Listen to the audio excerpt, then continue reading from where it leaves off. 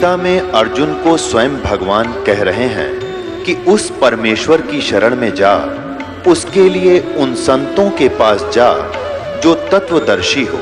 इसी प्रकार हजरत मोहम्मद को उनका अल्लाह कह रहा है कि कोई और पूर्ण परमात्मा है, उसको पाने के लिए उन तत्वदर्शी संत की तलाश कर। वो प्रभु कौन है, ये जानने के लिए कृपया अवश्य सुनिए जगत गुरु तत्वदर्शी संत रामपाल जी महाराज के अमृत वचन। तो यहाँ परमात्मा कहते तुम कौन राम का जपते जपम तात कटे ना तीनों तापम।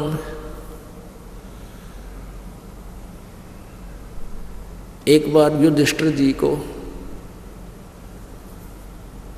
बुरे बुरे सौपन आने लगे महाभारत के युद्ध के बाद जब वो राजगद्दी पर बैठा, तो उसका समाधान के लिए वो भगवान यानी बूंदे बुरे बुरे सौपन, कटे हुए सर दिखे, मरे हुए आदमी दिखे, रात नो डर कर बैठ जा कपनो सारा आंख फटी होगी नो दिखे, रोटी खानी छोड़ दी। श्री कृष्ण जी उनके धार्मिक गुरु थे। जब उनसे पूछा कि भगवान ये क्या कारण है, हमारे भैया को ऐसे ऐसे बुरा हाल हो गया इसका, तो श्री कृष्ण जी ने कहा कि तुमने जो युद्ध में जीव हिंसा की है, बंधुघात किया है, वो तुम्हें दुख दे रहे हैं, वो भूत बनकर सिद्ध है तुमने, वो कर्म दुखी दे रहे। उसके लिए क्या समाधान है कि एक अश्वमेघ यज्ञ करो, उसमें एक शंख रखा जाएगा 5 मुख का, पंचायन पंच आनन 5 मुख का एक शंख होगा, अलग से सुसज्जित स्टेज पर एक स्थान पर रखा जाएगा, और उसमें सभी पृथ्वी के सारी पृथ्वी के जितने देवता हैं, ऋषि हैं, ब्राह्मण हैं, सबको यहाँ बुला लाओ, इस आमंत्रित करो, और सबके भोजन खाने के बाद वो शंख बजेगा। शंख बज गया तो तुम्हारी यज्ञ पूर्ण होगी, यज्ञ पूर्ण होगी तो तुम्हारे ये 3 ताप कटेगा, अन्यथा नहीं। ऐसा ही किया। अब वहाँ पर अर्जुन का धक्का सा लगा। अर्जुन को ये धक्का लगा कि भगवान गीता ज्ञान देते समय ये कह रहे थे कि अर्जुन तो युद्ध कर ले और तुझे कोई पाप नहीं लगेगा। गीता जी अध्याय नंबर 2 के श्लोक नंबर 37 और 38 में वर्णन किया है। और अब ये कह रहे हैं तुमने युद्ध में पाप जीवन हिंसा करी, बंधुघात किया, उससे ये पाप लग गए। उसमें तो नहीं बोला कि अब जब वाद विवाद करूंगा मेरा भाई दुख मानेगा कि जो मेरे ट्रीटमेंट में राजी कोई ना धन खर्च होता दिखे, तब तो चुप हो गया। फिर यज्ञ की व्यवस्था करी। श्री कृष्ण जी भी आगे, 33 करोड़ देवता, 88,000 ऋषि और 12 करोड़ ये वेद के वक्ता ब्राह्मण आगे। ब्रह्मा विष्णु महेश भी गुप्त रूप में आगे, सब ने भोजन कर दिया, शंख नहीं बजा। फिर कबीर परमेश्वर जी करुणा में नाम से आए हुए थे द्वापर युग में। उनका एक शिष्य था वाल्मीकि जाति में उत्पन्न सुपद सुदर्शन, वो परमेश्वर जी का शिष्य था, सतभक्ति करता था। अब सुदर्शन जी को बुलाया गया। उनके आहार करने के बाद वो शंख बजा, तब उनके वो 3 ताप दुख हुए। नहीं तो इस ब्रह्मा विष्णु में इसकी पूजा, इन सारे कृष्ण ने भी भोजन पा लिया था, वो शंख नहीं बजा, तो उस 3 ताप का दुख भी कबीर परमेश्वर की भक्ति से ही नष्ट होता है। तो इसलिए कहते तुम कौन राम का जपते जापम तात कटे ना तीनों तापम। अब यहाँ सबसे पहले राम सेलेक्ट करना अपन। राम नाम रटते रहो, राम नाम रटते रहो, जब तक घट में प्राणी, कदे तो दीन दयाल कहे, भनक पड़ेगी कान।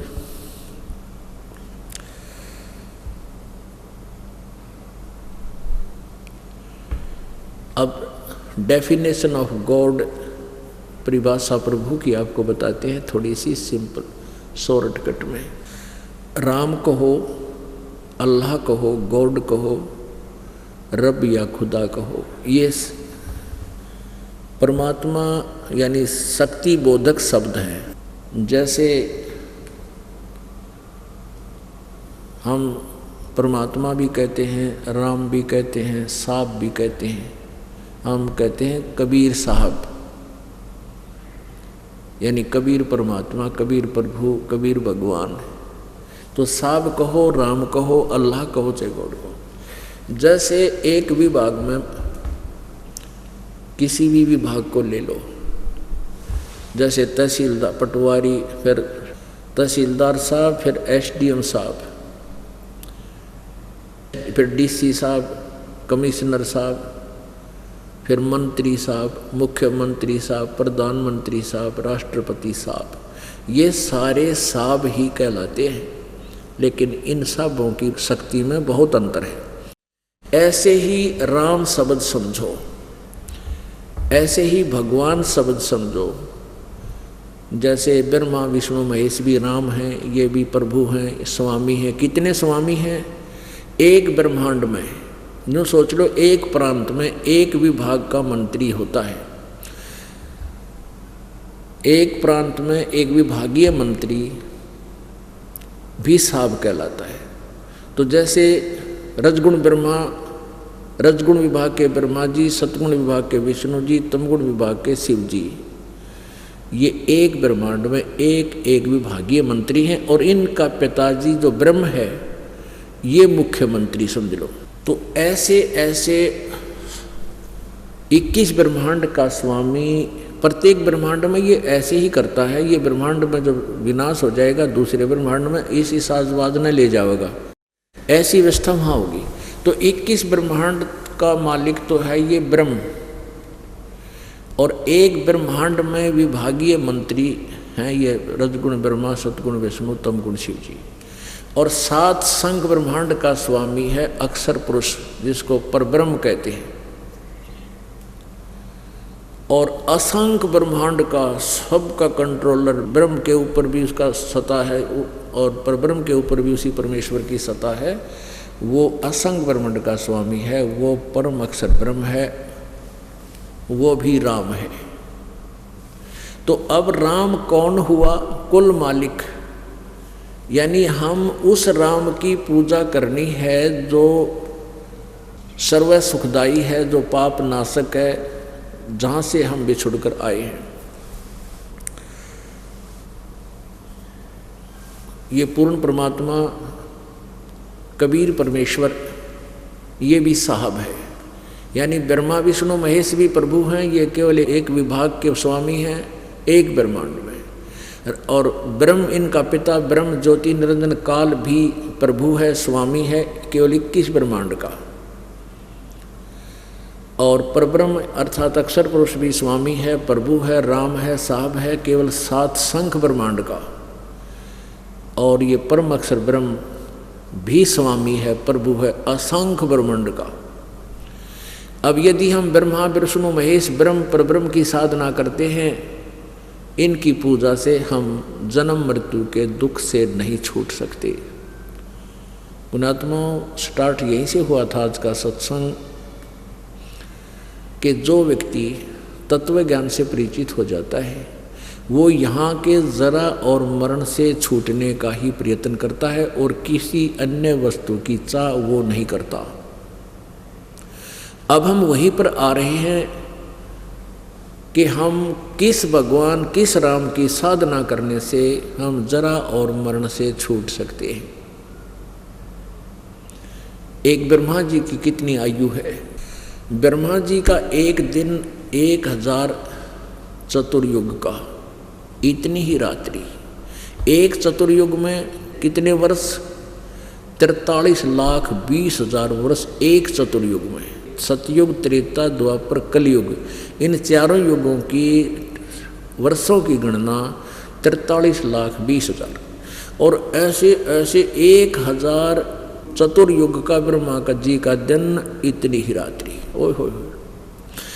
और 30 दिन रात का महीना, 30 दिन रात का महीना, और 12 महीने का एक वर्ष, और 100 वर्ष की ब्रह्मा की आयु, यानी 100 वर्ष इतनी लंबी चौड़ी उम्र है, इसके वर्ष है तो भी ये मरेगा। और 7 ब्रह्मा की मृत्यु के बाद एक विष्णु जी मरेंगे, और 7 विष्णु जी की मृत्यु के बाद एक युग शंकर मरेगा, शिव जी, और 70,000 बार शिव जी की मृत्यु के उपरांत युग काल मरेगा, एक ब्रह्मांड का नाश होगा। तो वो युग होगा, वो युग होगा किसका? अक्षर पुरुष का, यानी परब्रह्म का। तो अब परब्रह्म की आयु देखते हैं, ऐसे बने हुए 1000 युग का दिन, उसका 1000 युग की रात्रि, 30 दिन रात का महीना, 12 महीने का एक वर्ष, और 100 वर्ष की अक्षर पुरुष की आयु, वो भी मरेगा।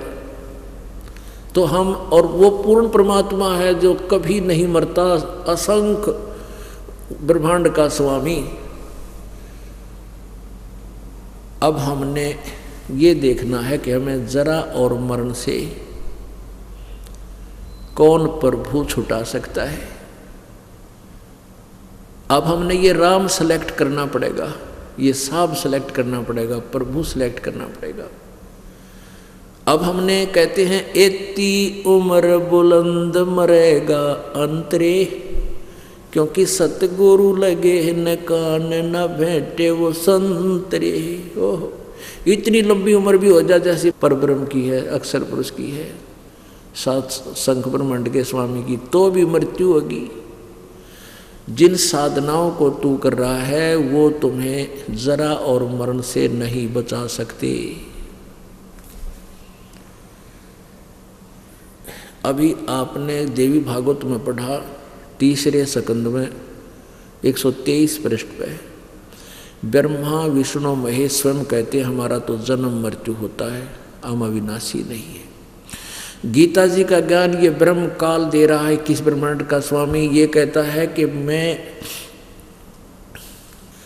ओम इति एक अक्षरम, 8वें अध्याय के 13वें श्लोक में, कि मेरा एक मंत्र है, ओम इति एक अक्षरम ब्रह्म व्यवहारन माम अनुसमरण, ये प्रयाति तजन देहम सयाति परमाम गति। मेरा एक ओम मंत्र है, मुझ ब्रह्म का एक ओम मंत्र है, ओम अक्षर है, उच्चारण करके सिमरण करने का, जो इसको उच्चारण करके अंतिम श्वास तक सिमरण करता हुआ शरीर छोड़कर जाता है तो मेरे वाली परम गति को प्राप्त होता है। यानी ओम नाम का जाप भी आखिरी सांस तक करना है, और तब ओम नाम के जाप से जो उपलब्धि प्रतिफल मिलना है वो ब्रह्मलोक है। गीता जी अध्याय नंबर 8 के श्लोक नंबर 16 में लिखा है कि ब्रह्मलोक पर्यंत ये सभी लोग नाशवान हैं, सभी वहां जाने के बाद जन्म मृत्यु में आते हैं। अब कट गया टंटा।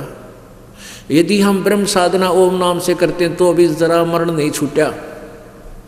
और गीता जी अध्याय नंबर 2 के श्लोक नंबर 12 में यह गीता ज्ञानदाता, और अध्याय नंबर 4 के श्लोक नंबर 5 और 9 में ये खुद गीता ज्ञानदाता ब्रह्म कहता है, मेरे और तेरे अर्जुन बहुत जन्म हो लिए, आगे भी होंगे और पहले भी बहुत हो लिए। तो इसलिए इससे सिद्ध है कि यो नाशवान है, अविनाशी नहीं है। गीता जी अध्याय नंबर 2 के श्लोक 17 में कहा कि अर्जुन अविनाशी तो उसको जान जिसको मारने में कोई समर्थ नहीं है और कोई भी सक्षम नहीं है, और जिसने सारे ब्रह्मांडों की रचना की है, यानी कोई और परमात्मा है। गीता जी अध्याय नंबर 4 के 15 के श्लोक नंबर 1 से 4 में ये बताया गया है कि तत्वदर्शी संत इस संसार रूपी वर्ग के सारे पार्ट्स ऑफ द बॉडी बताता है, वो तत्वदर्शी संत है। तना कौन है, डार कौन है, शाखा कौन है, जड़ कौन है, पत्ते क्या है।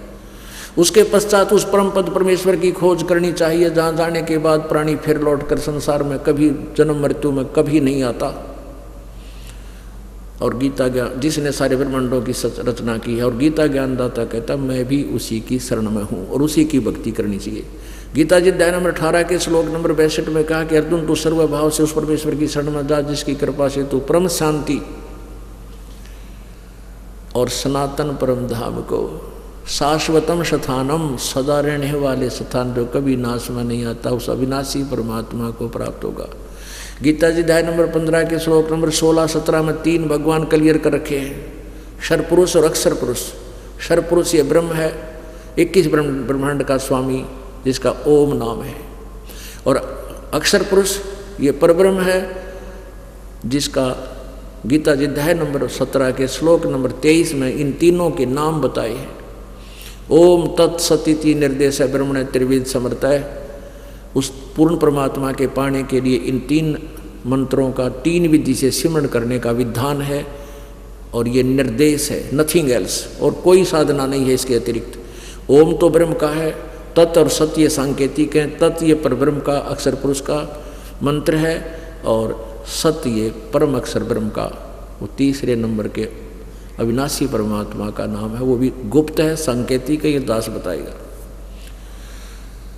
गीता जी अध्याय नंबर 15 के श्लोक नंबर 16-17 में 3 परमात्मा बताए हैं, 3 प्रभु स्वामी बताए हैं, 3 पुरुष, एक अक्षर पुरुष, एक सर पुरुष।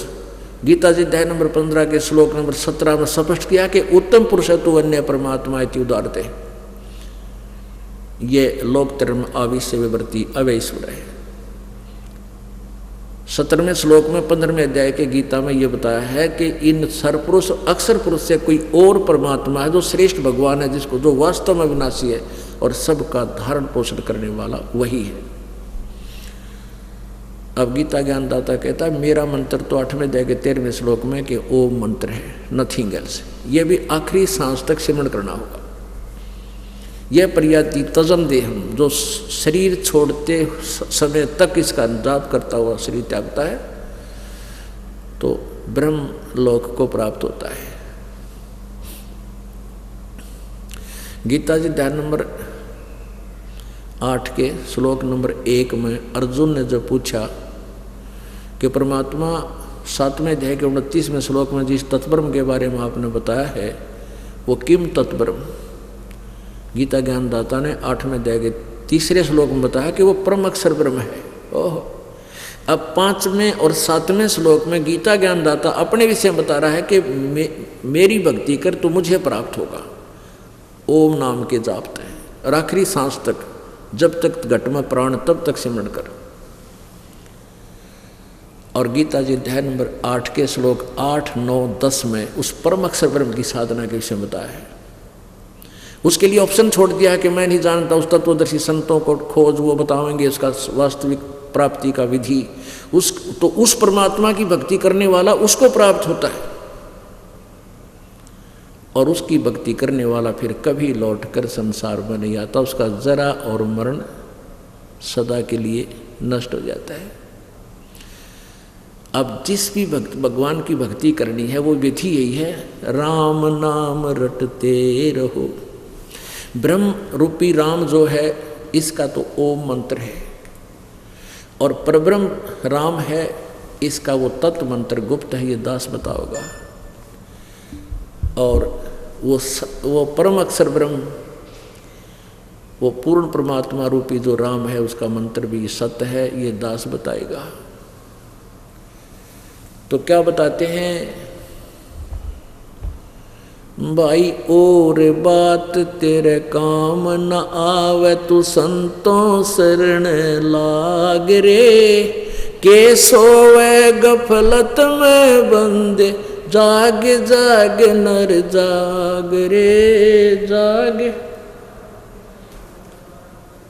और बात तेरे काम न आवे तू संतों शरण लाग रे, के सोवे गफलत में बंदे जाग जाग नर जाग रे। भाई तन सराय में जीव मुसाफिर करता रहे दिमाग रे, तन सराय में जीव मुसाफिर करता रहे दिमाग रे, रात बसेरा कर ले डेरा चले सवेरा त्याग रे, चले सवेरा त्याग रे। और बात तेरे काम न आवे संतों शरण लाग रे, के सोवे गफलत में बंदे जाग जाग नर जाग रे। उमदा चोला बना अनमोला, ये लगे दाग पे दाग रे। उमदा चोला बना अनमोला, लगे दाग पे दाग रे।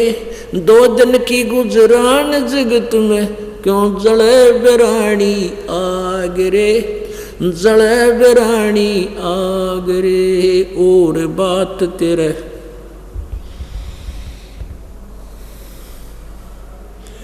के सोवे गफलत में बंदे, जाग जाग नर जाग रे, जाग जाग नर जाग रे।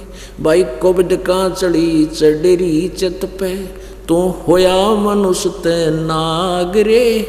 कोबड का चढ़ी चढ़ी चित पे, तू होया मनुष्य से नाग रे। सूझे नहीं सजन सुख सागर, बिना प्रेम बैराग रे, बिना प्रेम बैराग रे। और बात तेरा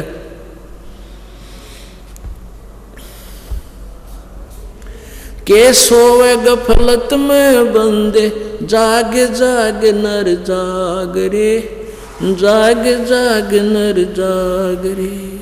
भाई हर सुमरे सो हंस कवावे, यो कामी क्रोधी कागरे। हर सुमरे सो हंस कवावे, कामी क्रोधी कागरे। बोरा न भर में विष के बन में, चल बेगमपुर बाग रे, चल बेगमपुर बाग रे। और बात तेरे काम न आवे, संतों शरण लाग रे। के सोवे गफलत में बंदे, जाग जाग नर जाग रे, जाग जाग नर जाग रे। भाई शब्द सैन सतगुरु की पछाणी, पाया अटल सुहाग रे। शब्द सैन सतगुरु की पछाणी, पाया अटल सुहाग रे। नतानंद महबूब गुमानी, ये परगट्य पूर्ण बाग रे, परगट्य पूर्ण बाग रे। और बात तेरे काम न आवे, तू संतों शरण लाग रे। के सोवे गफलत में बंदे, जाग जाग नर जाग रे, जाग जाग नर जाग रे। पुण्यात्माओं,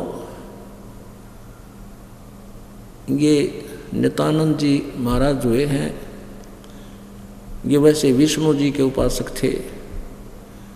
फिर भी कहते हैं खेल के खिलाड़ी जो होते हैं वो चाहे जिला स्तर पर खेलते हैं, चाहे फिर राष्ट्रीय स्तर पर या स्टेट स्तर पर, उनके नियम एक जैसे होते हैं। वैसे ये शब्द कबीर परमात्मा का है और कबीर जी की ही नकल सब ने की हुई है। इस वाणी में एक और दोहा आता है कि उठ सुबेरे तन भरा तमाखू, के जाग्या निर्भाग रे। उठ सुबेरे हुक्का भर लिया, के जाग्या निर्भाग रे। कोई शुक्रम किया ना करी बंदगी, फुटे तेरे बाग रे। तो हमने इससे ये निष्कर्ष निकालना है, इसमें लास्ट में क्या कहा है, भौरा ना भर में विष के बन में, और चल बेगमपुर बाग रे। बेगम, जहाँ कोई गम ना हो, कोई दुख ना हो। अब ये नित्यानंद जी जैसे तो स्वर्ग को बेगमपुर मान रहे थे, लेकिन ये बेगमपुर तो भगवान ने खुद आकर बताओ बेगमपुर है कहाँ, सतलोक सचखंड। तो ये कहते ये भी वही बात है, लेकिन जा बैठे स्वर्ग में गुण गाँव थे कबीर साहब वाली बात आएंगे। तो यहाँ भ्रम है सबको। जब तक पूर्ण तत्वदर्शी संत नहीं मिलेगा तब तक जीव का छुटकारा नहीं होगा। पुण्यात्माओं, समझा है तो सिर दर पाओ और बहर नहीं रे ऐसा दाओ। बोलो सतगुरुदेव।